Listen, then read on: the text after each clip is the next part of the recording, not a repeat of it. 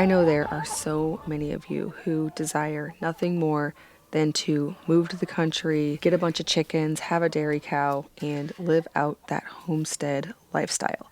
I have always felt that way too. And for the first 10 years of our marriage, we lived on a little 1/4 acre lot in town. And looking back, I can see just how valuable those years were for building skills and a network for the homesteading that I'm doing now. And what's interesting is right now, we are currently living right smack dab in the middle of town while we are building our farmhouse on acreage. And it really strikes me how much I still do as a homesteader through these seasons of life where I live in town. Maybe you're dreaming about living on a homestead one day and you want to build your skills, or you're content in town but still want to have a bit of a better handle on where your food comes from. I think people get discouraged thinking they have to wait to live their dream, but I really don't think that's entirely true.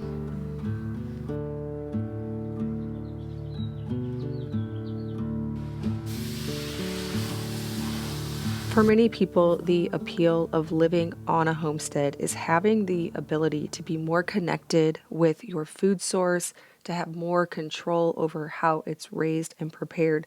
So one of the first things that I tell people when they want to live more of a homestead lifestyle, but they're in town for whatever reason, and maybe they'll always be in town, is to build a network and connect with local farmers for things like meat, milk, eggs, those staple foods that make up the bulk of your family's diet. I've only ever lived in Missouri my entire life, so I definitely can't speak for everyone everywhere. But here, if you dig and you know where to look and who to ask, there are so many opportunities to make this partnership with the people who are actually producing the food. I think a lot of this comes to a shift in how we're doing things. It's a lot of times not necessarily that we can't find the people, it's just we're used to going to the grocery store and picking up all of our food, and it takes a change in habits, which is the same skill that you're going to need if you're going to move to a homestead and produce all your own food. That will take a whole different level of changing your habits and rethinking where food comes from. So that's my first tip for living a more homestead lifestyle when you aren't on a farm, is instead of waiting to be more connected to your food until you can raise it all yourself, find ways to start building partnerships now. Because no matter how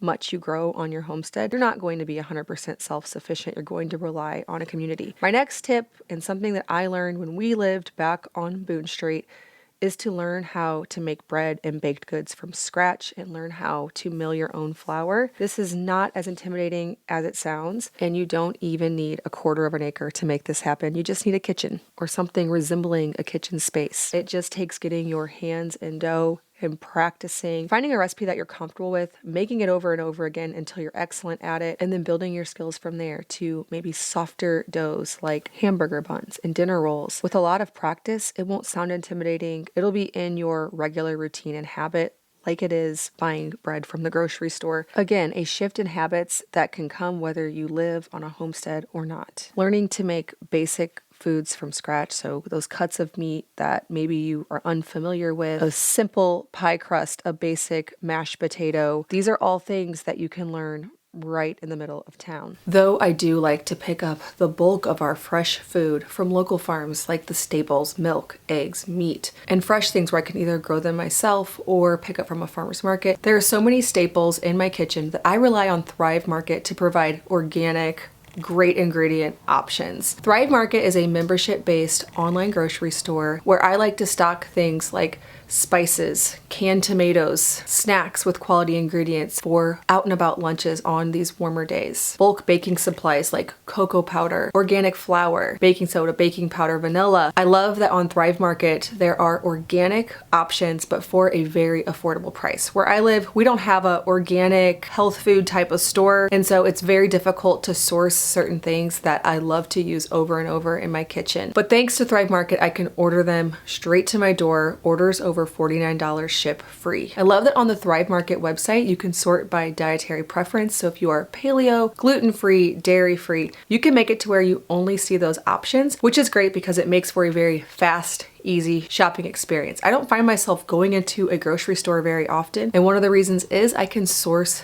these staples on Thrive Market for a great price. I have certain things on there that I just purchase over and over again to stock my pantry. Things like bone broth protein to bulk up some chocolate milk or smoothies that we like to make. Sourdough pasta made with durum wheat. I use that for a quick and easy meal when I have nothing else planned. Because I shop on there so often, I usually just go on and on the homepage, I see all the things I usually buy, add it to my cart, and get the job done very quickly. Thrive Market is offering Farmhouse on Boone viewers 30% off your first order plus a free gift worth up to $60. So if you've been on the fence about trying Thrive Market, take advantage of that awesome discount code. So head to my link, thrivemarket.com/farmhouse on Boone. I'll also leave it linked in the description box below. Another thing that our entire family has been in the habit of since way back when we lived on Boone Street is composting and saving food scraps either for chickens or the garden. There's always a ceramic bowl sitting on the countertop that we throw eggshells in, food scraps, little bits of leftovers that we might have after dinner that aren't big enough to save. Since we're going to be here pretty short term, we haven't started a compost pile, but we give all of that to chickens and we don't throw anything away. Back on Boone Street, even though we had a small little lot, we did have a big pile of compost. We put some pallets around it so we could kind of stir it, but it didn't take much and it didn't take a fancy setup for that. And we used that to nourish our garden, and sometimes some lovely volunteer plants came out of it.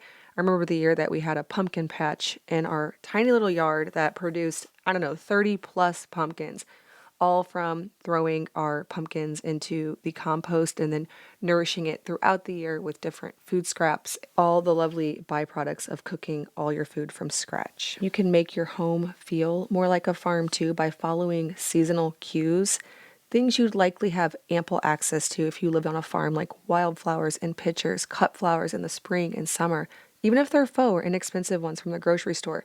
Cut greenery from your yard to bulk it up. Cooking and baking with in-season foods gives that same spirit. I just picked up these herbs from the grocery store. Nothing fancy. I didn't grow them at our last house. I had a big old parsley patch, but keeping them on the windowsill in water, it makes me feel like I'm living on a homestead. Bringing the outdoors in, having the windows open and the breeze coming through. Even though there's some sounds if you live in town, that's something that I did way back on Boone Street.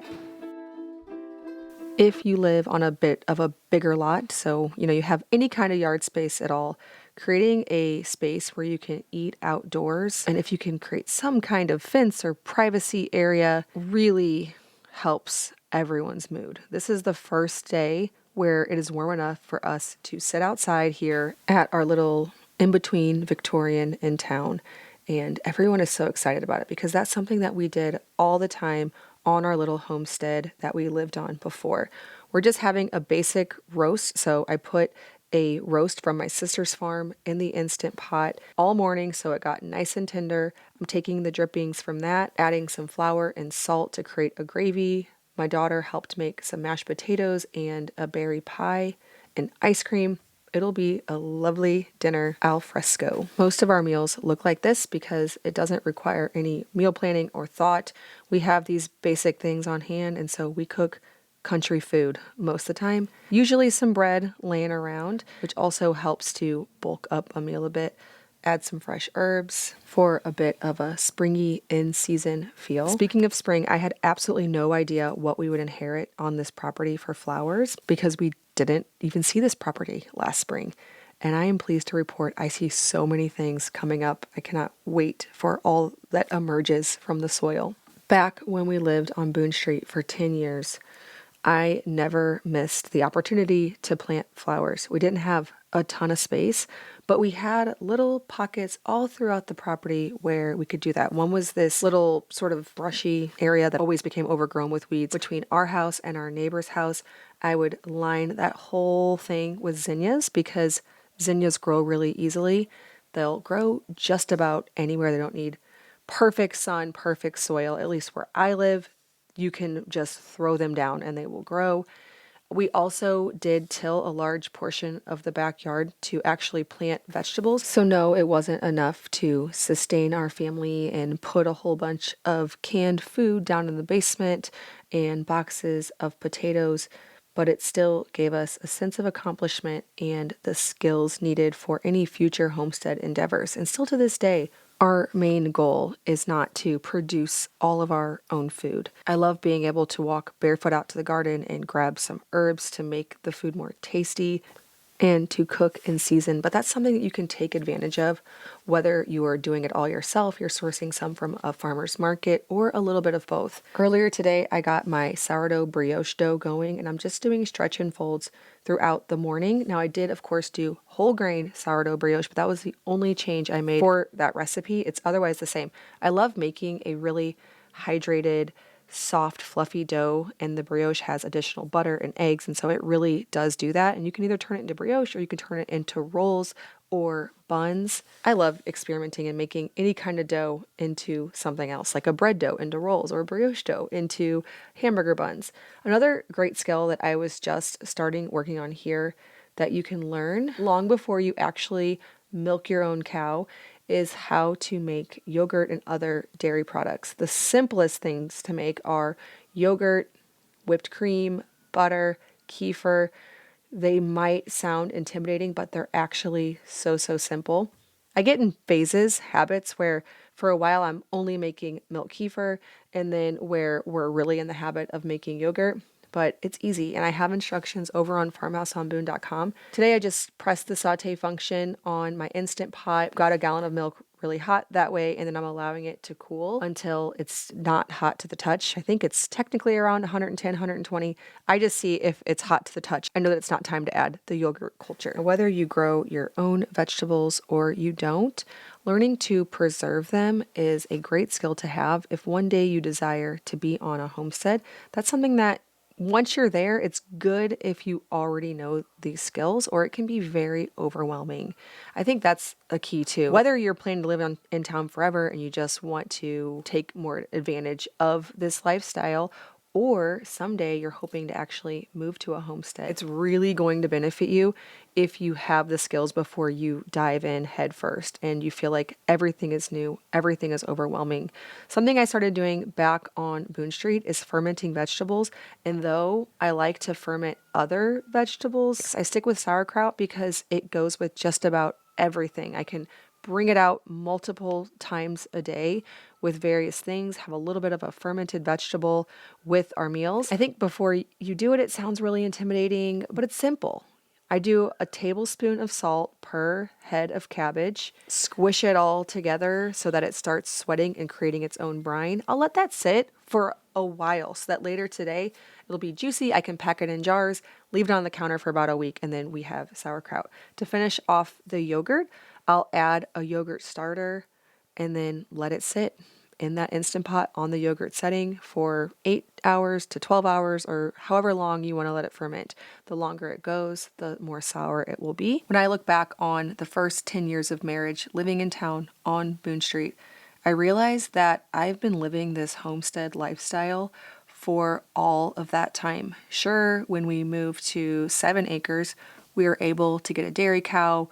We got goats because they were cute and we were able to milk them, but ultimately decided that the better dairy animal, at least for our needs, was the dairy cow, the Jersey. But other than that, I was living this same lifestyle right in town, learning to bake bread, to sew, those homemaking, handmade skills, to be able to make something beautiful from nothing in the kitchen, in the sewing room, out in the garden, adding flavor to dinner from foods that we grew, sewing slipcovers for ugly couches and chairs, and sewing a linen dress, keeping a sourdough starter, learning to make yogurt, sourcing meat from farms and bones to make bone broth, and milk and cream to drink and turn into butter. I truly believe that you can live that homestead lifestyle no matter where you live.